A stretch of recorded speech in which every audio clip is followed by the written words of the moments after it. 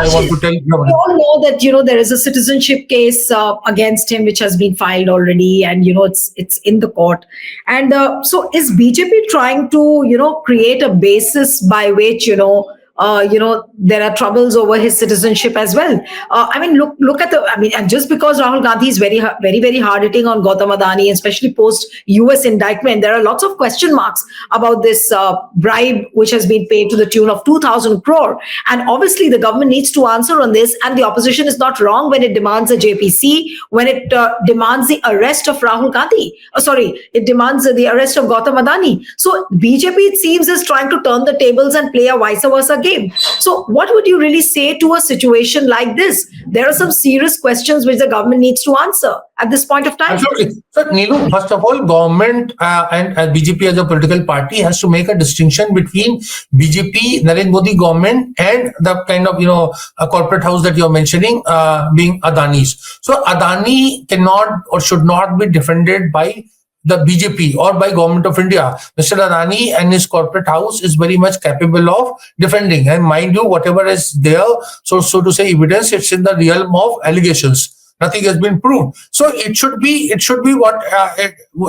what you are asking is something very serious question, because you see, the BJP may be having problem with the Congress, but to accuse them and accuse Rahul Gandhi of being anti-national and treason and sedition and all, these are all, as I said, it's a grave crime, and this is against the grain of our own country. We are not, Putin's Russia, where, dissent and opposition is considered as anti-national.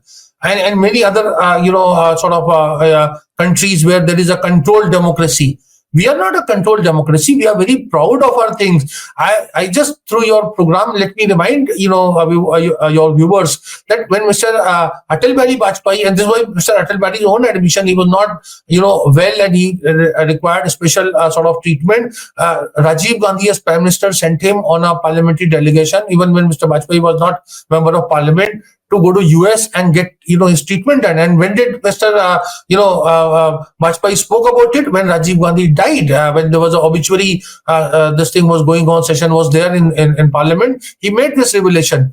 And similarly, when this, when Mr. Vajpayee did the nuclear test, Pokhran test as we call it, he gave full credit to P.V. Narasimha Rao. He said, look, Narasimha Rao wanted to do it because of US pressure, he could not do it, but I give him full credit. Now, these are our democratic credentials of the BJP also, I would say. And what are they doing? So what I'm saying is, either they should prove that Mr. Rahul Gandhi is indeed guilty of compromising, so to say, nation sovereignty and all, or leave this out. You may have problem with Rahul Gandhi, as Rahul Gandhi has problem with the BJP. This is for the, voters. So some, voters gave 240 seats to one political party and 99 to another party. Stick to that. But ये मतभेद को मनभेद ना बनाए. We are not, as a civilization, we don't like this kind of thing, and that is where I see that this kind of allegations, particularly coming from the ruling party, is more unfortunate, because they have the capacity and infrastructure to nail, if there is any wrongdoing. If they are not doing it, then either they are inefficient or they want to hoodwink people of India. What do you think? Does it look clearly like a ploy by the BJP so that the protests over Adani don't get any kind of visibility? And now, since they made a hue and cry about this currency notes controversy, obviously the Godi media or the conventional media has been just reporting on that, not on the protests of Congress. So now they've given a reason for the Godi media to make bigger headlines now. So I think what the BJP is doing, because their comfort level is very high, so they are doing these kind of, I would say, diversionary things, or things that are, monkey trick, where somebody may find it a little offensive, but these things are happening. And this is also because, as somebody was told, the monkey trick to you, the controversy, the currency notes controversy. No, I'm saying that if the implication is this, that your parliamentarian is coming with, loads of money and, having some kind of easy money, etc., then you see the implication is that basically you're saying कि तुम्हारी कमीज भी हमारी कमीज की तरह गंदी है. But that is not, as I said, this is not first of all a dignified way of responding, and this is not the best way to respond to a political situation. I am saying that this is what I find it, Nilu, a very I would say fascinating also, as well as unfortunate, that the BJP is taking a leaf out of Indira Gandhi, Rahul Gandhi's grandmother, on all the things that wrongdoing. When Indira Gandhi was all powerful, what was that? There was anything, she would say foreign hand. Okay. Now, exactly when I heard Samit Patra and Nishikant Dubey and all, I said, oh my God, they have also got a foreign hand. Now, the foreign hand in this age, 2000, you see, Indira Gandhi did it in 70s, and the same people they used to mock. I remember in Parliament House, Nilu, one member of Parliament, Nilu Modi, came and he said, I am a CIA agent. It was written there. Okay, because Indira Gandhi was always saying CIA is doing this, CIA is doing that. What I'm saying is, if the US is, or institutions in US or elements in US are doing it, Mr. Modi has done this. What was it called?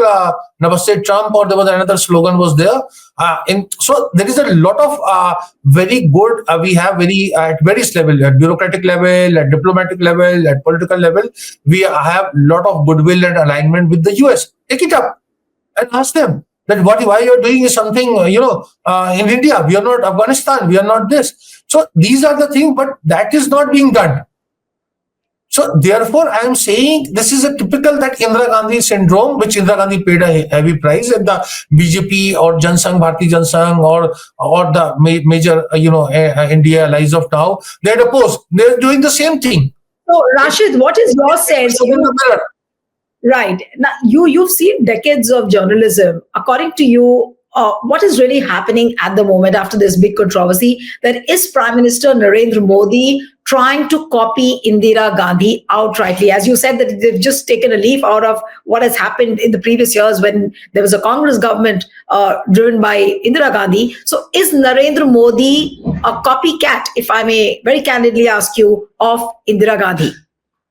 Nilu, I would say that is your inference, and many people may be thinking. What I look at it as a student of Indian politics, that that power, like it was a very famous quote also, that power corrupts and absolute power corrupts absolutely. So when you're very comfortable, when opposition is down and out and demoralized, you start thinking that you are supreme. You, in the sense, as a political party or an individual or a formulation, and then you come up you blur the fine line between the Indian state and government of India.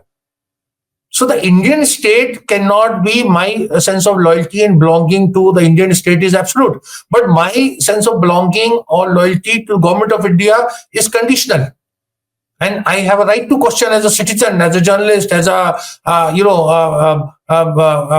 as a concerned person, as a stakeholder. But the BJP has blurred that line, and that is why this narrative is built, because the BJP thinks it can, get away with it, and that is where I think the opposition is also, in a sense, on the defensive, because in the process, what they have done is that they are not able. Their narrative doesn't find way.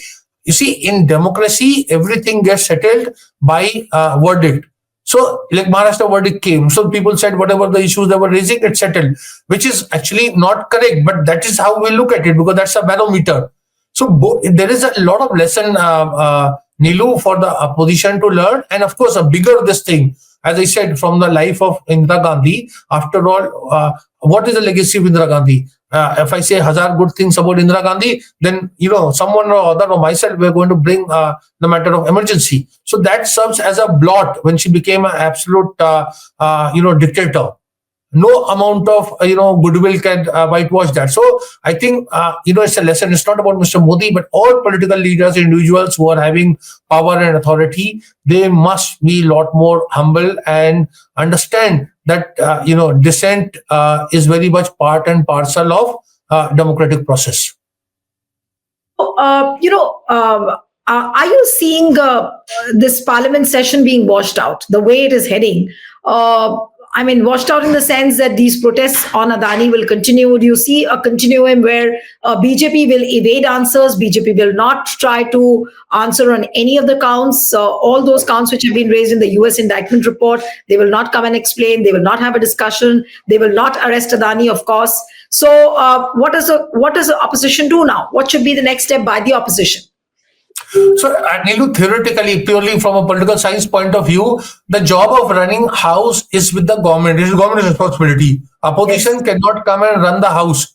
So therefore, if government is not serious about it, if they think that in the din they can get their some key bills passed and make a political point, etc. And this is something I'm not just holding Mr. Narendra Modi or BJP responsible for it. This has been a pattern that was there in I would say from 80s and 90s. So it's a 3-decade old model that when you are in power, you don't give any importance to the to parliament as a forum where you can have your point of view. So what Mr. Modi has been doing in the last 10 years, that was done by Manmohan Singh government and earlier by Deve Gowda government, Vajpayee government, Narasimha Rao government, all kind of governments I have seen.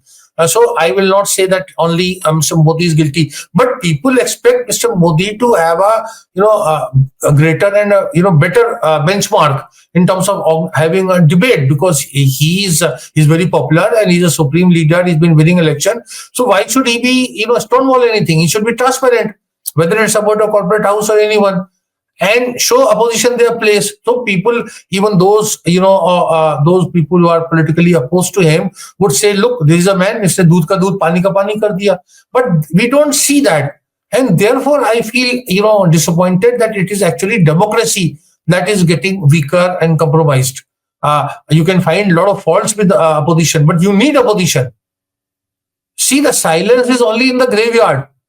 In a dynamic society, there's going to be a lot of noises.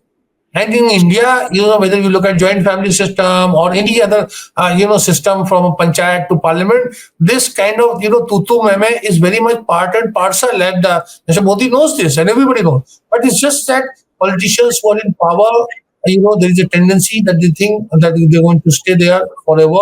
And therefore, the managers advise that you stonewall everything, block it. And there is a lack of transparency in governance. True. But my last question to you is, and I'll go back to that phrase which you use, that's called the monkey trick. Today's currency notes controversy, does it actually appear like a monkey trick?